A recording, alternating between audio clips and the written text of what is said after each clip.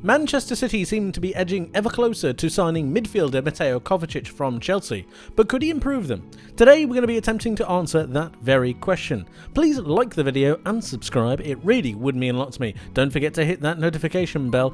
And now, let's talk how Mateo Kovacic could improve Manchester City. Let's have a look at how Mateo Kovacic can fit into this Manchester City side and how he could improve them. When we think about what Manchester City like to do, they like to dominate the ball, specifically with John Stones and Rodri moving into midfield, really dictating possession and then moving forwards into their forward-thinking players, that being the likes of either an Ilkay Gundogan or even a Mateo Kovacic. Kevin De Bruyne given that free license role to be able to move forwards, and Mahrez with Grealish hugging the touchline, allowing Manchester City to maintain their width but also having a balance in the midfield to be able to control and dominate possession. How does Kovacic fit into this? Well, Kovacic is very, very good with the ball at his feet. He's extremely good at making sure that he can make the runs whenever he needs to. He's very high against the players in his position in Europe's top 5 leagues for successive carries, for progressive passes, and just general passes, which means that I think he could fit into this Manchester City side pretty perfectly and pretty seamlessly. We know how good he is with the ball at his feet, we know that he can make driving runs without the ball, and it's all of these attributes that I think could really help Manchester City go forwards. Now, I'm not for one second thinking that they should be able to get rid of Ilkay Gundogan, because I think he still has a pivotal role to play, but Kovacic might offer some extra little bit of physicality and quality into this Manchester City forward-thinking line. Kevin De Bruyne is looked upon to really be the main creator for this side, pushing the ball out wide or pushing the ball straight into Haaland.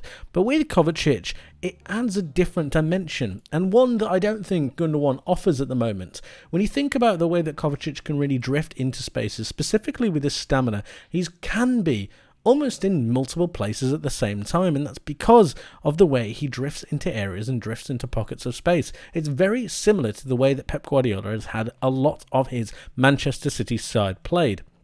He can link up with the likes of Jack Grealish very, very well. He can link up with the likes of Haaland very, very well. He can also maintain possession through his good passing, through his good movement, and that allows Man City to obviously maintain their pressure.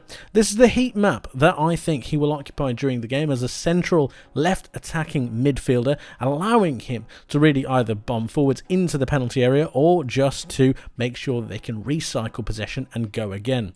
Moving forwards as a more attacking threat, this is how I think Manchester City will line up with Kovacic in the side. Now, we know that when Man City go forwards, John Stones and Rodri move forwards that little bit, moving next to De Bruyne and Kovacic, and they create this sort of box, which allows Man City to maintain their pressure, their possession, and it also pens teams back into their own box. Making sure that Grealish and Mahrez hold their width, it means that they drag those players out, leaving more space for, yep, you guessed it, the likes of Kovacic and De Bruyne to be able to move forwards. Kovacic's physicality in this, in recovering possession to stop the transition, is going to be absolutely crucial. And when you think about the amount of levels that teams need to go through to be able to both either get to the two central defensive midfielders or even then to the back three, to have a physical player like Kovacic is going to be very, very important. Not only is he fantastic at going forwards and making moves and runs into the box, it's also about making sure that on the other end, in the transition, they stop it further up the pitch.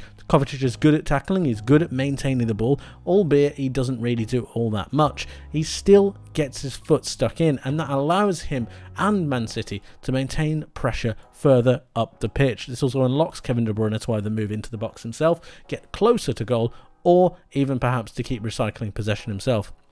Kovacic is a sensational footballer, and he's essentially made for Man City in my opinion, especially with the way that he's been playing for the Croatia national team of late. If we think about him in the World Cup, he played a more advanced role, making sure that he linked up with the left forward very, very well, and then driving into the box whenever they needed to make a cross from the opposite side of the pitch. It's all of these kind of movements and runs that I think could improve Manchester City and almost make them a little bit more direct than they have been in the past. Erling Haaland is going to benefit from this massively because it's another body in the box that could be taken away or taken an attention away from him, allowing him to, if that is even possible, to get more goals. Kovacic makes sense. a little bit too much sense. Thank you ever so much for watching, guys. I hope you enjoyed. If you did, please leave the video with a like and subscribe. It really would mean a lot to me. Make sure you hit that notification bell as well. If you would like to help out the channel a little bit more, you can do. You can become a member of the channel. To do this, you hit that join button and follow the instructions, and you get a whole host of perks, including custom badges and exclusive member videos. If this is something you're interested in, press that join button and become a club member. And of course, all of your support is very much appreciated. Let me know your thoughts on everything we've spoken about today. I would love to hear from you. That is it from me for today. Thank you ever so much for watching. I hope you have a wonderful rest of your day, and I hope to see you in the next one. But until then, my friends, take care of yourselves, and bye-bye.